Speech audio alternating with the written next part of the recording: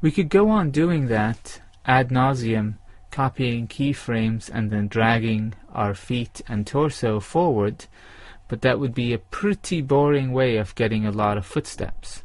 Let's do it easier. First of all, I'm going to extend our timeline, let's say 300 frames. Hit E to make that the end frame in the timeline window. And then, let's see what we do to get it going longer. First, I'm going to change the action name to something more obvious, like forward cycle or something like that, or forward walk.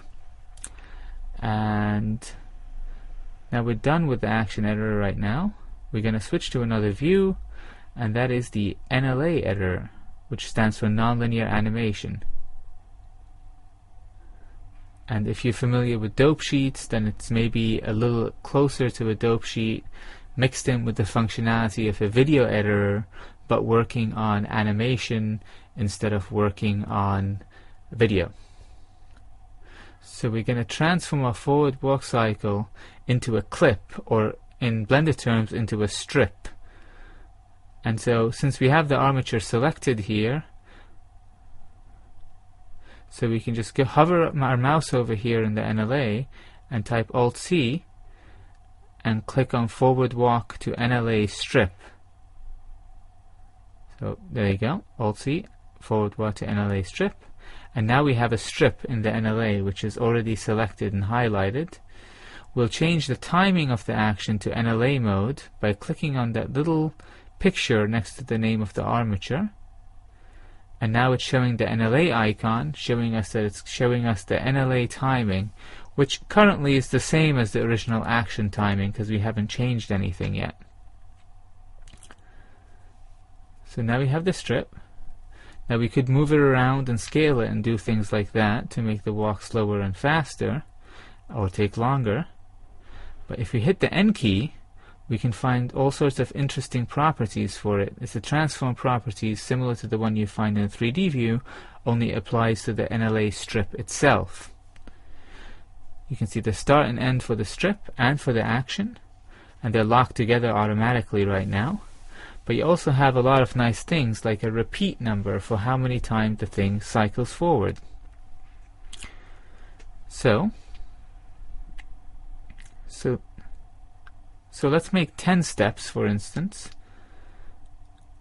and let's say it has to take 10 times longer, so we can actually multiply the strip end here by 10. But first, since it's starting from frame 1, I'll do 1 plus the length of the whole plus 10 times the length of the whole thing, which is 24.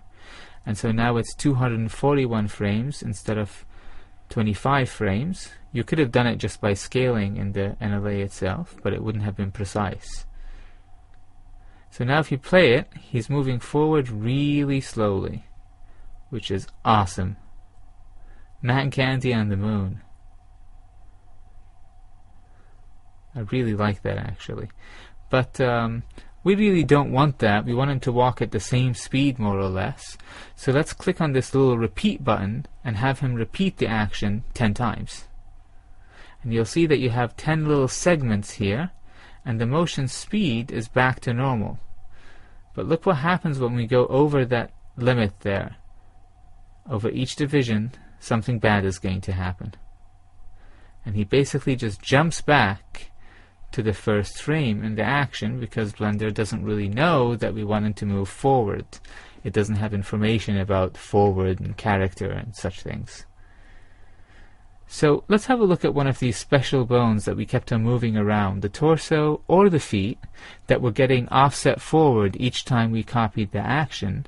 And let's tell Blender to do the offsetting for us on the whole action.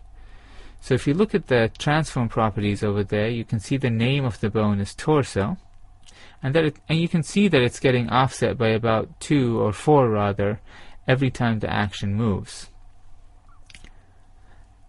So we'll copy the name of the torso bone here, and we'll type it into where it says offset bone in the transform properties for the strip. And now let's see what happens as we scrub forward. And you notice that the character doesn't jump back anymore. Blender is using the offset that it figured out from looking at the action file itself, action strip itself, and applying it to each subsequent repetition of the action. And finally, we have a character that moves forward with each step without having to do anything complicated.